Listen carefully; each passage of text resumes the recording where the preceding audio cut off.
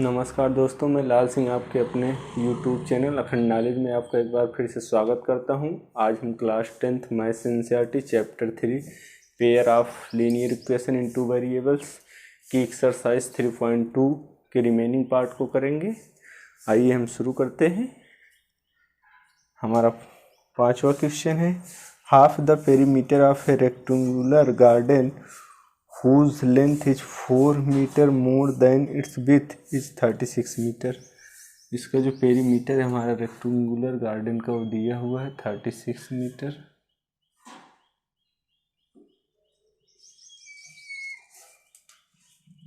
इसका हाफ दिए हुए है, तो हमारा रेक्टेंगुलर शेप हो गया और इसका डायमेंशंस आमने सामने की डायमेंशन सेम होती है, यानी ये भुजा बराबर और ये भुजा बराबर होती है। पेरीमीटर हमारा क्या होता है, perimeter equal to sum of all sides, सभी भुजाओं का योग। अगर हम यहाँ से चालू करें a plus B plus A plus B, same variables को जोड़ते हैं तो 2a प्लस 2b, तो हमारा हो जाएगा 2a प्लस बी। तो हमारा पेरीमीटर होगा किसका, रेक्टेंगुलर का। इसी तरह हमारा ट्राइंगल का भी हो जाएगा। और हमारा ट्राइंगल ए बी सी है, इसकी साइड्स, तो इसका भी पेरीमीटर होगा ए प्लस बी प्लस सी। इसी तरह अगर हमारा स्क्वायर है, स्क्वायर की 8 साइड्स इक्वल होती हैं, तो सम ऑफ ऑल साइड्स, स्क्वायर का पेरीमीटर हो जाएगा ए plus A plus A plus ए, यानी 4 है, 4 इंटू साइड्स। ये हमारा हो गया। अगर हमारा इसी तरीके से कोई सर्किल है, सर्किल में साइड्स ना हो के उसमें 2 पाई आर, यानी पेरीमीटर ना हो के वो एक सरकमफ्रेंस होता है, सरकमफ्रेंस, जिसे हम परिधि बोलते हैं। तो मान लीजिए कोई सेंटर है, सेंटर से रेडियस आर है, तो इसका सरकमफ्रेंस होगा 2 पाई आर। यदि हमें रेडियस पता हो तो हम इसका सरकमफ्रेंस यानी परिधि निकाल सकते हैं। इतना आपको समझ में आ गया। हम अपने क्वेश्चन पे चलते हैं।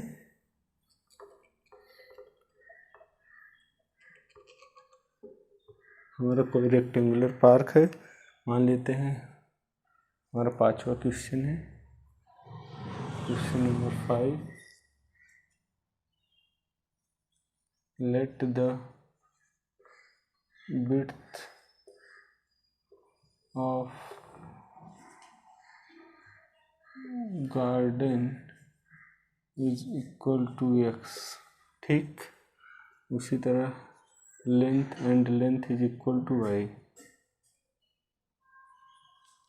ठीक, अब हमारा फ्रॉम क्वेश्चन में क्या कह रहा है, हमारी जो लंबाई हो वो चौड़ाई यानी विड्थ की 4 गुना है। फ्रॉम क्वेश्चन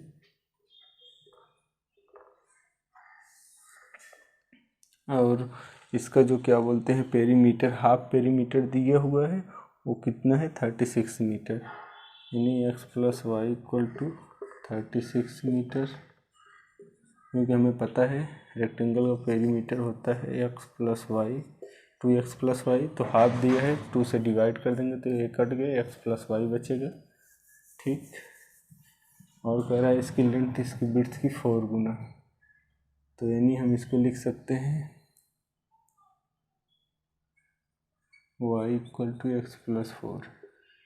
अगर इसकी लेंथ विड्थ की 4 है ना, विड्थ में हम 4 जोड़ देंगे तो इसकी लेंथ के बराबर हो जाएगी। अगर इसको इधर लाए हम,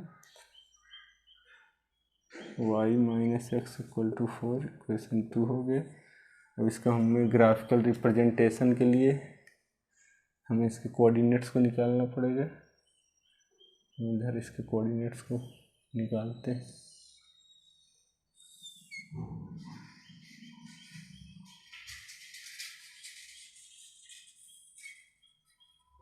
एक्स और वाई हमेशा ऐसे मल्टीपल लेते हैं जिससे आसानी से हमारा कट जाए। अगर एक्स इक्वल टू हम 0 कर देंगे, वाई इक्वल टू 36 हो जाएगा। इफ़ वाई इक्वल टू हम 0 कर देंगे, एक्स इक्वल टू 36 हो जाएगा। अगर हम एक्स इक्वल टू 16 ले लें तो वाई इक्वल टू 20 आ जाए। ठीक, इसी तरह हम इसका भी निकाल लेंगे।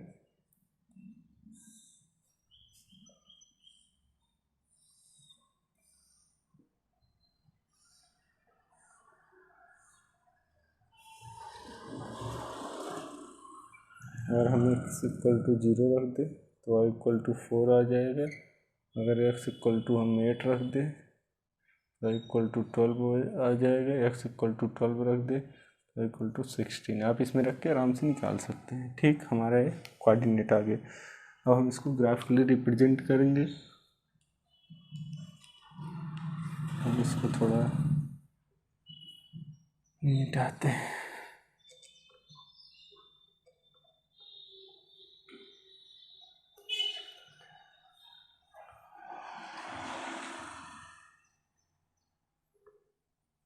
हमारा इक्वेशन था X plus Y equal to 36 और ये वाला था Y plus Y minus X equal to 4। ठीक,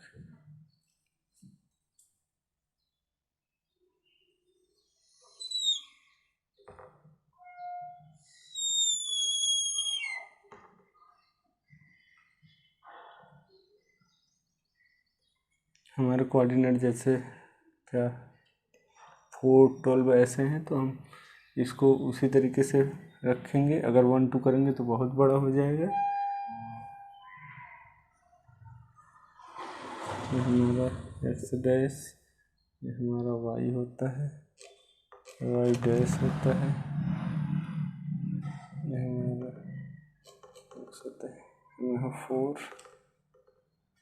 आप अपने मर्जी से इन कोऑर्डिनेट को कुछ भी ले सकते हैं, लेकिन अगर हम वैसा कुछ कोऑर्डिनेट अगर फ्रैक्शन के फॉर्म में आए तो यहाँ रिप्रेजेंट करने में आपको प्रॉब्लम हो सकती है। इसलिए हम ऐसे मल्टीपल्स को लेते हैं जो आसानी से कट जाए और आसानी से इस पर रिप्रेजेंट कर दिया जाए।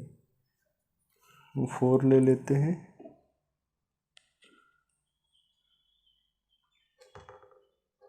12, 20, 28, 36, 44। इसी तरह से हम ऊपर भी 4, 12, 20, 28, 36 और यहाँ पे 44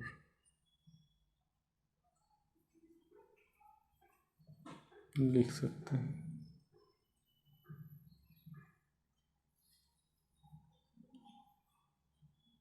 ठीक, इतना हो गया। इसमें चाहे तो 52 भी लिख सकते हैं। इसी तरह इधर -4, -12, -20, -28, -36। ठीक, नीचे भी इसी तरीके -4, -12, 20, 28, 36, -44।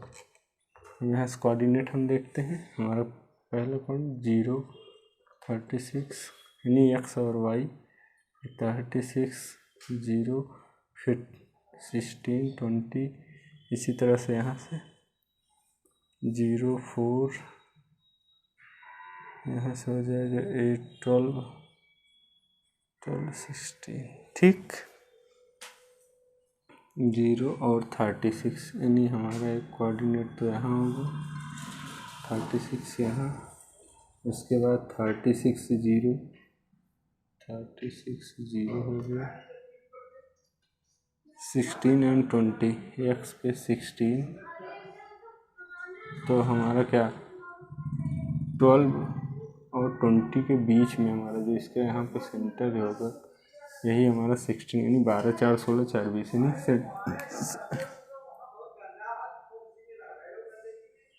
16 और 20।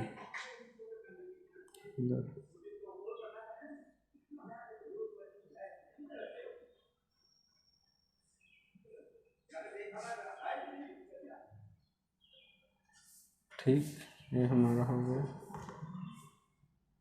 अब हम इन तीनों को मिलाएं अगर ऐसा कुछ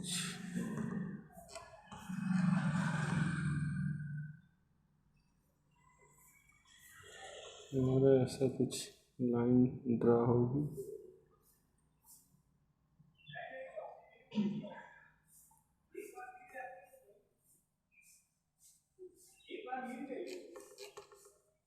तो ये हो गया। इसी तरह हम दूसरा 0 4, हमारा x 0 है, ये 4 है। ठीक, 8 12, हमारा 8 यहाँ पे होगा, 8 और 12 है। 8 और 12 में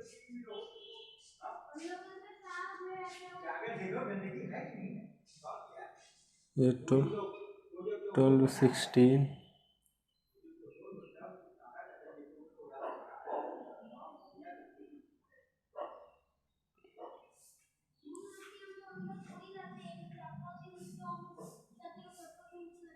कुछ ये ऐसे टच करते ही लाइन जाएगी हमारी।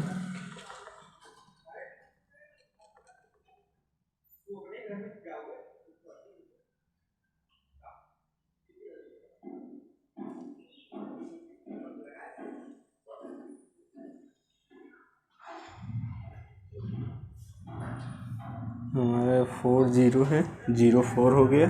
8 12 यानी 8 और 12 यहाँ पे कुछ होगा। ठीक, और तीसरा पॉइंट है 12 16, 12 और 16 यहाँ पे होगा। ठीक, अब इन दोनों को हम मिला देंगे तो हमें एक इंटरसेक्टिंग पॉइंट मिल जाएगा। यहाँ हम इसके कोऑर्डिनेट को भी लिख देते हैं।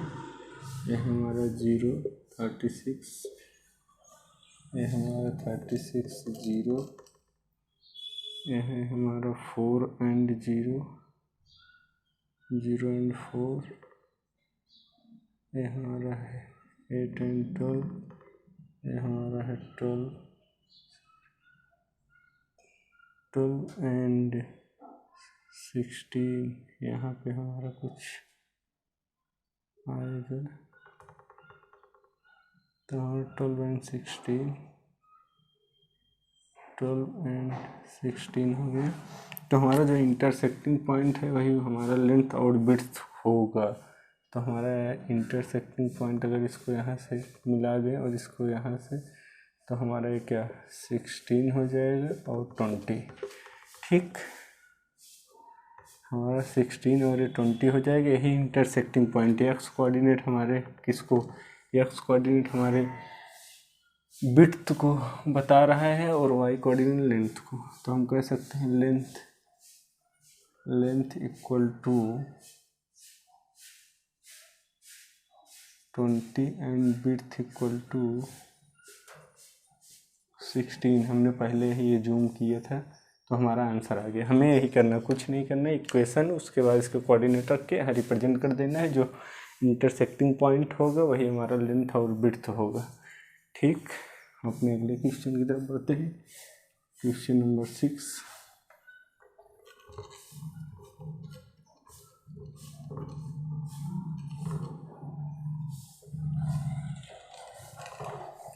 हमारा क्वेश्चन नंबर 6 कह रहा है गिवन द लीनियर इक्वेशन, कोई लीनियर इक्वेशन दिया गया है 2x + 3y - 8 = 0। राइट अनदर, तो एक दिया हुआ है, मैं दूसरा लीनियर इक्वेशन लिखना है। Two variable such that the geometrical representation of the pairs of formed is. पहला क्या कह रहा है, हमारा पहला कंडीशन इंटरसेक्टिंग लाइन,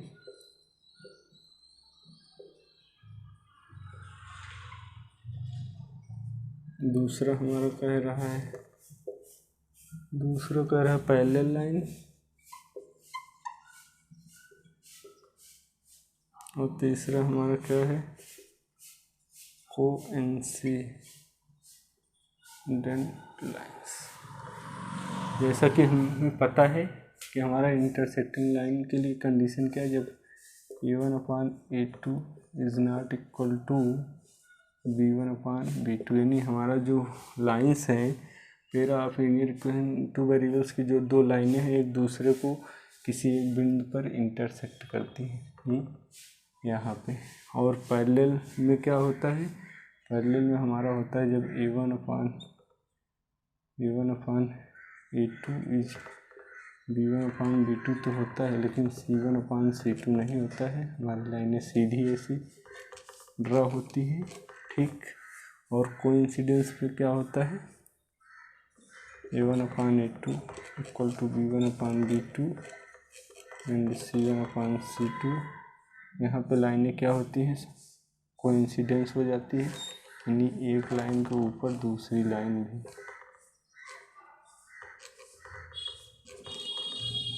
ठीक। यही है, तो हमारा एक इक्वेशन दिया है, ये कंडीशन के यूज करके हमें दूसरा इक्वेशन लिखना है। तो हमारा अगर दूसरा इक्वेशन लिखना है तो हम कुछ भी लिख सकते हैं, यानी A1/A2 equal to not B1/B2 होना चाहिए, ऐसा इक्वेशन हमें लिखना है। तो ठीक, इसके लिए हम लिख सकते हैं क्या,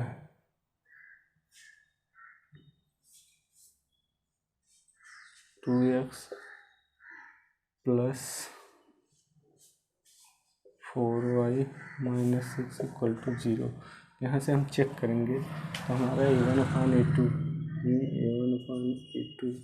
क्या है 2/2 एंड B1/B2 3/4। तो ये 1 है, ये 3/4 है, तो इज नॉट इक्वल टू 3/4। तो हमारा इक्वेशन यही होगा, ठीक। आप अपनी मर्जी से कुछ भी लिख सकते हैं, उसमें कंडीशन है फुलफिल, यानी मैच करानी है कि A1/A2 is not equal to B1/B2। और पैरेलल में क्या होता है A1/A2 B1/, but not C1/C2। तो यहाँ पर लिख सकते हो 4x 6y माइनस 9 कुछ भी। तो यहाँ पे अगर हम मैच कराएं इस कंडीशन को तो देखिए 2/4 A1/A2 इन 1/2, उसी तरीके से 3/6 इन 1/2, उसी तरीके से -8/-9। तो यहाँ पे 8/9, यानी हमारा A1/A2 एंड B1/B2 तो सेम है, लेकिन C1/C2 हमारा सेम नहीं है। तो हमारा ये इक्वेशन सेटिस्फाइड हो गई। इसी तरीके से हम क्या बोलते हैं तीसरा वाला कोइंसिडेंस, इसके लिए हम लिख सकते हैं 6x 9y + 24, ठीक। तो हम इसको भी चेक कर सकते हैं। हमारा A1/A2, A1 कितना है 2, A2 कितना है 6, ठीक। सिंप्लीफाई करेंगे 1/3 आएगा। तो B1/B2, B1 हमारा कितना है 3 है, B2 9 है, 3 3 9 इतना हो गया। जैसे C1/C2 -8 -24 1/3, इसलिए हमारा कंडीशन फुलफिल कर गया। तो हमारा ये हो जाएगा। हम अपने नेक्स्ट क्वेश्चन की तरफ बढ़ते हैं।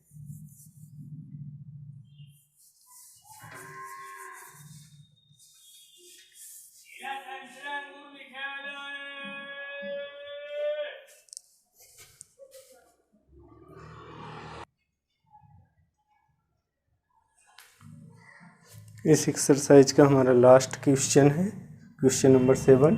Draw the graphs of the equation. हमारे दो इक्वेशन दिया हुआ है, x - y + 1 = 0, और दूसरा है 3x + 2y - 12 = 0 है। तो इन दोनों का यूज करके हमें एक ग्राफ ड्रा करना है, जिससे हमारा एक ट्रायंगल फॉर्म होगा, ट्रायंगल फॉर्म होगा तो उसके वर्टेक्स यानी इस शिखर को, इस शिखर को और इस शिखर को लिखना है और उसके एरिया को साइडेड करना है। ठीक, तो हम सबसे पहले इसके कोऑर्डिनेट को निकालेंगे। ठीक, तो अगर हमारा पहला इक्वेशन लिया जाए,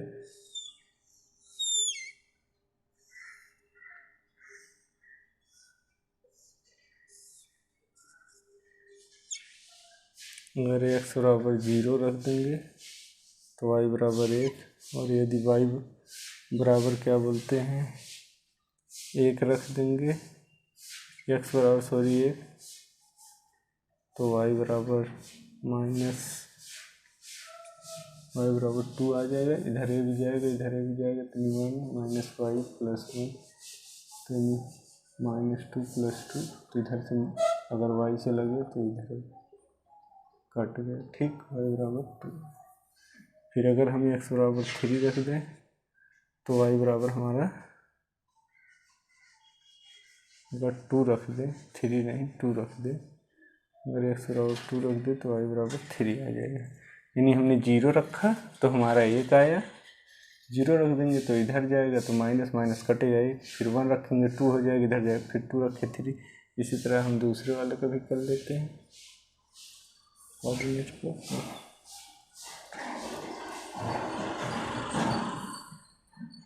x और y, यदि हम क्या बोलते हैं x बराबर 4 रखें तो 3 × 4 2y - 12 = 0, यानी 12 + 2y - 12 = 0। 12 से 12 कटेगा, y = 0।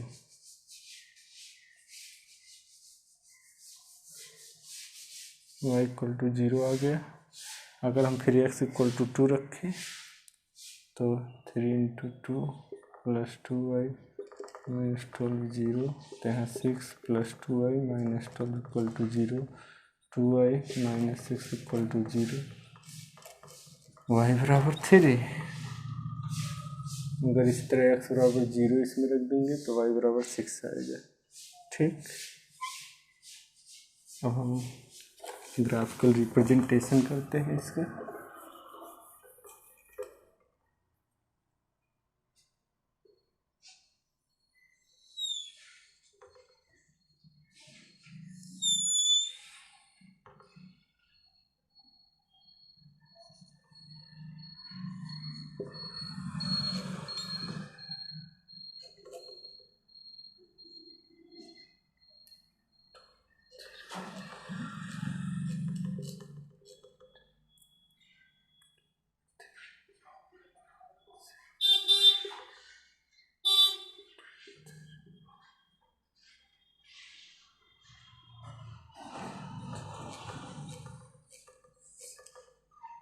One two three four 5 6 7 8, इधर भी 1 2 3 4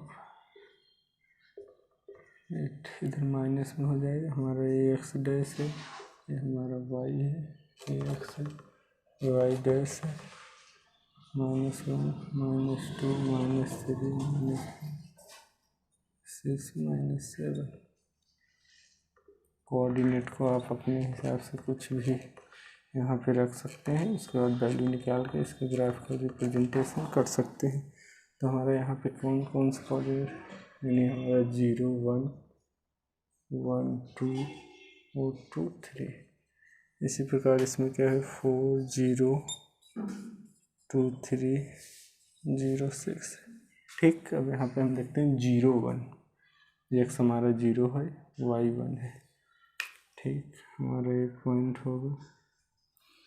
फिर 1 2 है, x हमारा 1 है, y 2 है, तो हमारा कुछ ये वाला पॉइंट होगा। उसके बाद फिर क्या है 2 3, x हमारा 2 है, y 3 है, तो हमारा कुछ ये वाला पॉइंट होगा। ठीक, इसी तरह इसमें हम देख लेते हैं। अगर यहाँ से एक लाइन खींचते हैं, पहले एक लाइन ड्रा कर देंगे बढ़ाते हुए। पहले हम कोऑर्डिनेट रख लेते हैं, फिर ड्रा करते हैं दूसरे वाले को। 4 0, x हमारा 4 है, 0 है y। दूसरा क्या है 2 and 3 x2 है y3 है x2 y3, ये तो इसी पे सेम आ जाएगा, ये भी इसी पे आ जाएगा। और 0x है y6 है 2 3 है कुछ यहाँ पे आएगा,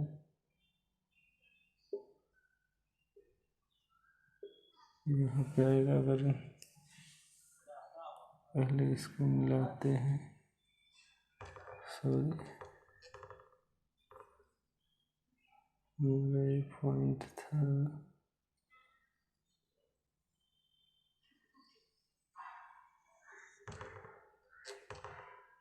हमारा 4 पे जाना चाहिए, तो कुछ ऐसे बनेगा, आप लोग देख लीजिएगा, स्केल से ड्रा करिएगा, फ्री हैंड थोड़ा। अब इसको भी मिला देते हैं, अगर इसको हम मिलाएंगे तो ऐसे कुछ हमारा फॉर्म होगा, और इसके कोऑर्डिनेट्स को हम लिखते हैं, तो हमारा क्या होगा 2 and 3 होगा। इसका कोऑर्डिनेट 0 6 4 0, और इसका कोऑर्डिनेट होगा 0 1, ठीक। और यहाँ पे आएगा कोऑर्डिनेट हमारा -1 0 4 0 हो जाए, ये हमारा हो जाएगा 1 2, ठीक। इसको हमने लिख ही दिया है, ये हमारा 2 and 3 आएगा।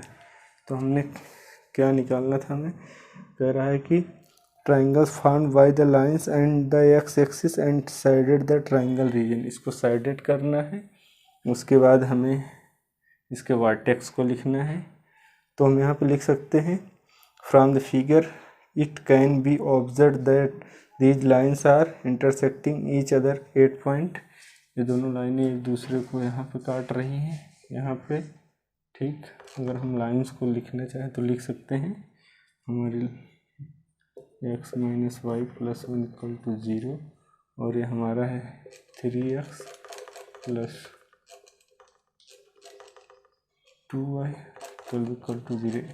एक पॉइंट काट रहे हैं, और एक्स एक्सिस से एक्स कोऑर्डिनेट कौन हो रहा है, एक्स एक्सिस पे -1 0 और 4 0, ठीक। और किस पॉइंट पे काट रही है 2 and 3 पे, तो यही इसका वर्टेक्स हो जाएगा, न्यू वर्टिसेस, इसके शिखर।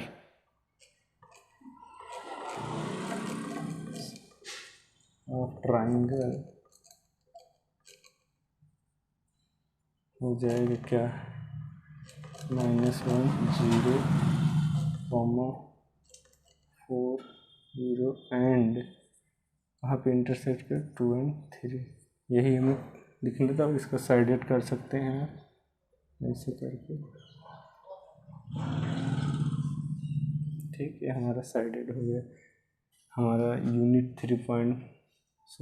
3 का एक्सरसाइज 3.2 कंप्लीट हुआ। हम नेक्स्ट क्लास में इसकी नेक्स्ट एक्सरसाइज को करेंगे। आई होप कि आपको ये क्लास पसंद आया होगा। अगर आपको ये क्लास पसंद आया होगा तो आप हमारे चैनल को लाइक शेयर सब्सक्राइब ज़रूर करें। थैंक यू दोस्तों।